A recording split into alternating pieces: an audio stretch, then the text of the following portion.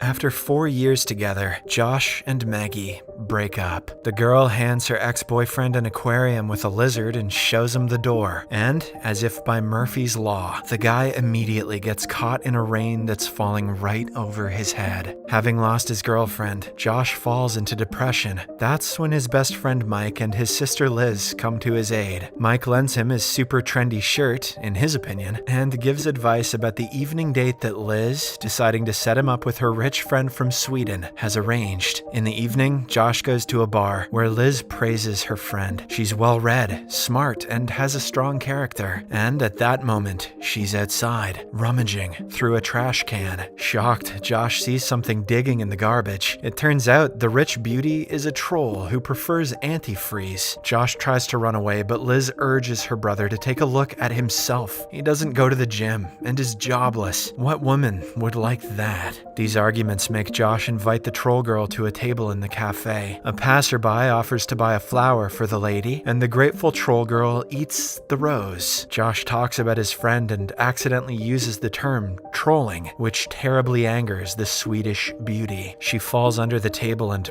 bites Josh's leg, while Liz tells their mother about her brother's successful date. The troll girl chases him around the bar. Eventually, Josh has to apologize for the insults. Disheartened, Josh returns home when his parents call, wanting to know the results as they too met on a blind date. Then Josh calls his ex-girlfriend. Maggie invites him to a party at her place. Full of hope, Josh runs to her house, buying wine on the way. At the entrance, his friend Mike catches up and praises him for showing up despite Maggie dating Adolf Hitler, who deceived everyone about his death and had been hiding in Argentina since the end of World War II. Now, Hitler is 126 years old. Josh is perplexed that no one cares about the age difference or the fact that millions of Jews were exterminated on Hitler's orders, but Mike attributes it all to jealousy. Then, Maggie introduces her new boyfriend, who jokes a lot about his military exploits. Josh can't stand it and reminds everyone of Hitler's crimes, for which the gathered crowd scolds him. He has to apologize for the second time that evening. Completely broken, Josh heads to the subway to go home. He sees a girl on a bench. After hesitating, he starts talking to her. Seeing her smile, he sits with her in the same car. They chat pleasantly for a while, but soon they approach her stop. Before leaving, Laura suddenly gives him her business card. Then, the world around Josh changes. He receives a call from a prestigious foundation whose scientists record every step he took leading to such success. Meeting in the subway. After all, no one meets that way anymore. Then, US President Barack Obama calls, sharing how he met his future wife, Michelle. Outside his house, reporters and proud parents await, happy with his achievement. Josh throws away a photo with his ex-girlfriend Maggie and releases the lizard, which is immediately eaten by a crow. In the morning, Josh decides to write to Laura, but can't find the right words. Mike advises writing something naughty, but Liz, on the contrary, suggests writing a romantic message. The emergency center gets involved in the situation. Ministers and generals discuss the message text. Everyone suggests their own ideas, but in the end, Josh writes in simple words and asks the girl to meet on Friday. The whole world awaits the girl's response. Passers-by watch the situation on TV screens. African residents listen to the radio by the fire, and generals monitor the situation at the headquarters. More than a minute passes, and when no one expects a response anymore,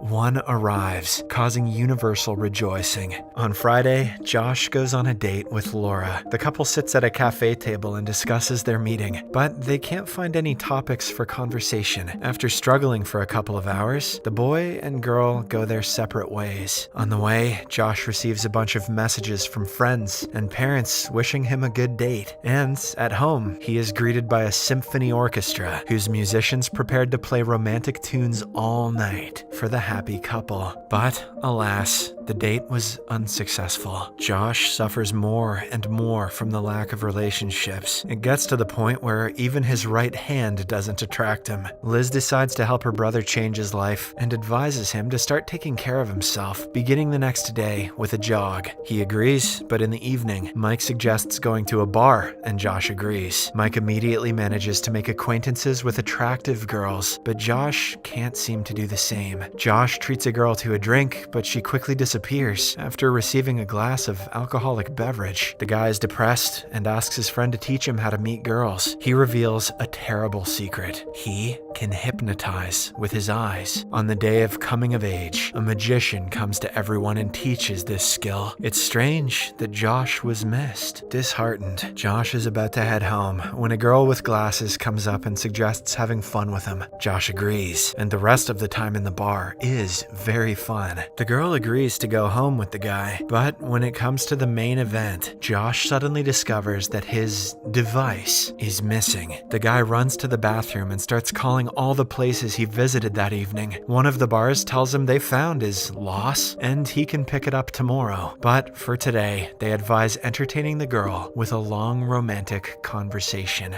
However, Josh's new girlfriend isn't happy with this arrangement and she leaves. In the morning, Josh arrives at the bar before it opens. Suddenly, Mike shows up there too, boasting about his adventures last night. He came here because he forgot his credit card yesterday. Then the bartender comes out and throws 2 identical bags to the guys. It becomes clear that Mike also lost his device. In the following days, Liz tries to find a girlfriend for her brother by shooting a social ad, because in her opinion, a bachelor's life is just trash. Any girl can change this by calling the number and inviting Josh on a date, as this is real charity. A few days later, his sister organizes a dinner for her friends, inviting Josh too. She introduces him to several couples, and before the brother can feel awkward, the doorbell rings. Liz introduces him to her friend Maud, who is as single as he is. Immediately, all 4 couples of guests pounce on Josh, interrogating him about his opinion of the new girl. Liz seats the couple on a single chair at the head of the table. As dinner starts, everyone suddenly finds a reason to step out, leaving the couple alone at the table. Josh and Maud feel awkward, but decide to start eating anyway. They soon realize that all the guests are secretly watching them. Josh starts a conversation about movies, which infuriates the guests, as they had given them time to become a couple. The guests menacingly advance on the pair, demanding they become a couple, and then they run away. Following this, the guests continue to chase them, demanding they become a couple whenever they catch up. Right outside Josh's house, 2 guests catch up and demand that they become a couple again. Josh throws a metal disc at them, decapitating them. Then, Josh and Maud hide in his apartment. Initially, they are outraged by Liz and her friend's behavior, but after some thought, decide to fulfill their wish. The satisfied guests watch them from the street. The next day, Josh's mom invites him to a cafe and asks about his new girlfriend, but he doesn't want to talk about it, as nothing is decided between them.